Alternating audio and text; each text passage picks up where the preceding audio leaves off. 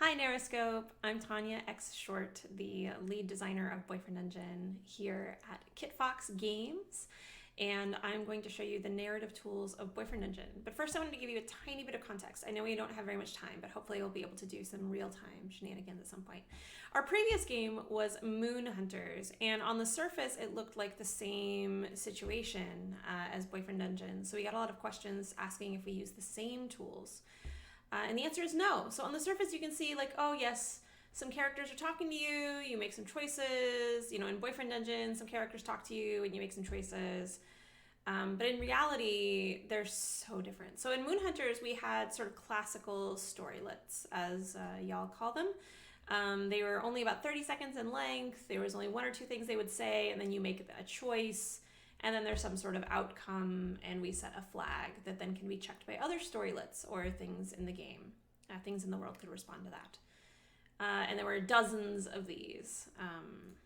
Meanwhile, in Boyfriend Engine, we not only had different dates, we also wanted to accommodate these text messages, which were more similar. Honestly, if we'd only had text messages, we probably could have kept the Moon Hunters storylet format. In fact, this is sort of exactly what it looked like in Unity. We built our own little tool system where you add almost what looks like a sticky note, and it would go into the different little bubbles of options and results. And so if we had only had text messages, then that would have been fine. But instead, what we really wanted for Boyfriend Engine dates was more in-depth, almost close to more visual novel type interactions. So there was a lot of monologuing and text, and occasionally there would be questions, 5 to 10 choices, but 5 minutes of interaction and narrative is, 10 times more than 30 seconds. So it rapidly became clear that our old tool would not work. It would just be way too many bubbles. It would not suit our needs because although it was Unity integrated, it would not be human readable to have literally 100 or 200 of these little bubbles that you're looking at. And it wouldn't allow, and then it would cause all sorts of errors. It wouldn't be iterative. And although our old system was localizable, so in building our new system, we had to keep all of these things in mind. We wanted to be able to localize, so we couldn't easily, from what I understand, use ink, for example, which sounds wonderful, but we also wanted to handle text messaging. We wanted, Control F. Some of these things were things Moon Hunters interactions didn't do. We also used I2 for our localization, and we could have switched that, but the path of least resistance was to continue. And ideally, we could build in more error checking, which we did, and I'll show you in just a minute. So what we ended up with was this. So every character in Boyfriend Engine has one of these spreadsheets, and each one can contain multiple documents. So for example, this first message is what happens after you've met her for the first time. Hammer sends you these messages, and then you give these choices. Now, text messages are much simpler in that there's no portraits that need changing. You can't really do much sound effects and things like that. But as you can see in here, from the first date, so then Hammer meets you and says, hey, NarraScope, I'm so glad you came. And maybe we're like, oh, we want Hammer to be ecstatic, which isn't a portrait we have, but that's all right. We'll talk about that in a minute. Cue background music, cue sound effects. We tried to make it as human readable as possible. And this scales. So you can see over here the string ID. This is what we use to export into our localization spreadsheet. And we can set flags, which we can then check later for conditions. There's some tricky things, there's some constraints, but it ended up being very flexible. So the average date in Boyfriend Engine is somewhere between 80 to 150 lines.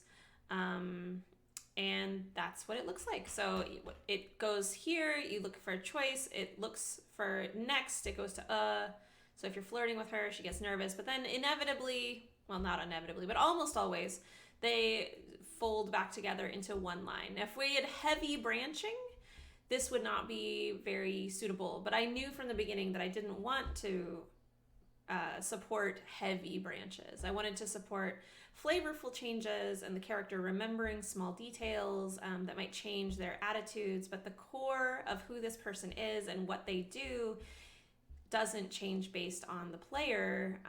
It's based on their own internal struggle with whatever it is they're struggling with, which I think better reflects healthy dynamics. So you can see there's dates and Hangout. The Hangouts are also simpler. Still not as simple as text messages or Moon Hunters, but still pretty simple. And these are the ones that the Hangouts are the small encounters in the dungeons. So let's look at what it looks like in the engine. So it's not actually human readable at first. What happens is in the Google, the very first time that I make a new date, I have to save it out as a CSV and import it into Unity like this. But from then on, it's here, I can update CSV automatically. So we can see here, hey, player name. It's clearly not updated from our shenanigans we did earlier. Let's update Hammer. And it'll take a second because my computer I'm using is quite old, but that's a normal indie problem, right? We have underpowered machinery. All right, retrieving all the CSVs. Yeah, every character has a good number. So Unity has a little bit of an issue when you're trying to update something live while it's still selected. But as you can see here, it is now saying, Hammer, NarraScope, I'm so glad you came, yay! Yeah, so our change is there. But it is due to our error checker, which does a few very basic things that it's very easy for humans to mess up, like typoing the name of a portrait, or adding a branch tag that goes nowhere, or having a branch tag that nowhere points to. It'll have an error here. Or if you have all your dialog choices behind a condition. And so it's relatively easy. We can go back and show what might happen here. If I said, like I typoed that, let's update it again and see what happens. Let's deselect for safety. We'll reselect in just a minute.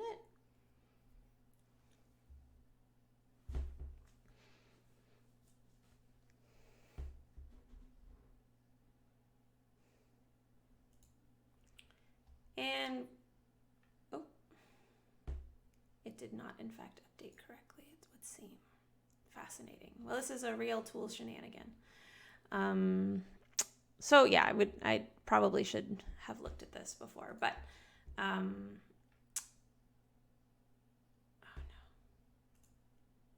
Did that actually?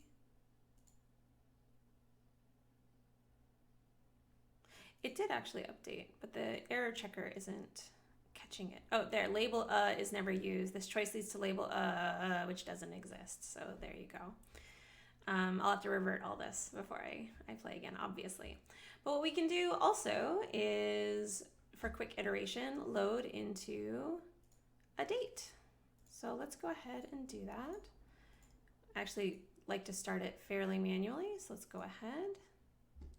And I'll speed this up because we're cheating with the video anyway.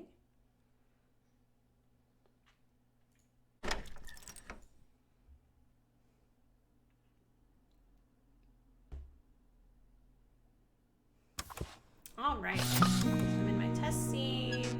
These are our cheats that we have, which let you test different progression. You can also load directly into a dungeon for combat testing. But for now, we're going to say Hammer Day 2, I want to test.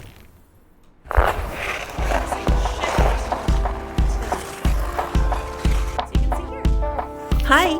There she is. And I can choose things and test how it goes. I can also be looking in the console to see what's going on in case any flags change or things like that. Meanwhile, you might have noticed that in the dates, there's also occasionally voice files. Now, we only have a little bit of voice acting. We have mostly when you first meet a weapon, and when a weapon is proclaiming their love to you, spoilers. Which even if you're platonic friends, they should still give you a speech about, what you've witnessed in them, how they've changed, that sort of thing. Humans like talking, and it's a main tool of a visual novel. So the way we handle that is those keys are manually defined in these voice directories. So there they are. And I just write these keys, which can be arbitrary. They don't have to be the same as the files, but I usually like them to be. For the moods, those tend to be a non-numbered version of the files so that I can have multiple versions randomly play when Hammer is surprised or sad or saying hello, that sort of thing. And then we also have French versions for extra tax credits. Thank you, Quebec. And for exporting, it all hooks up, like I said, with the string IDs. We did end up having 140,000 words in this game by the end of our latest update. So I can show you, let's look at Hammer. So the way that those numbers end up playing out is you have the string ID is baked in there in the string name. So date 1 line 013 is a dialogue option. She says anything look good, but then 14 is a player choice. So the player can choose you or the fluffernutter, etc.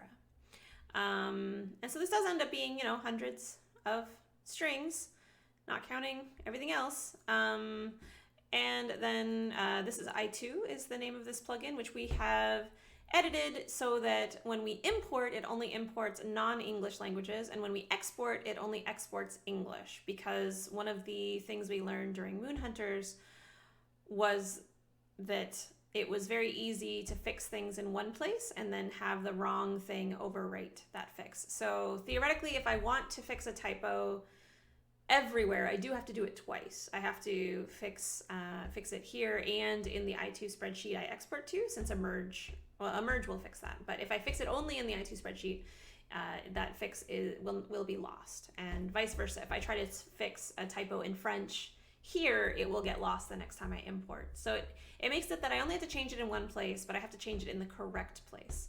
And that's much less error prone than it used to be.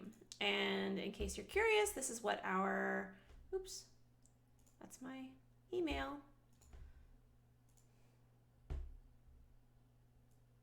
There's our I2 spreadsheet. So we can see, where is Hammer? Hammer.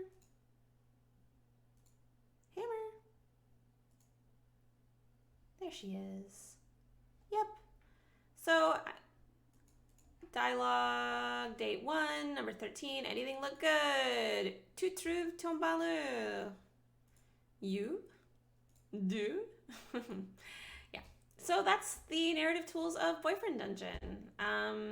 I guess we could have gone into a little bit more detail about how our storylines are hooked together. But a lot of that isn't really tools. It did end up, for our purposes, being better to hard code a lot of that for defining what is a weapon, all the progression info, that sort of thing.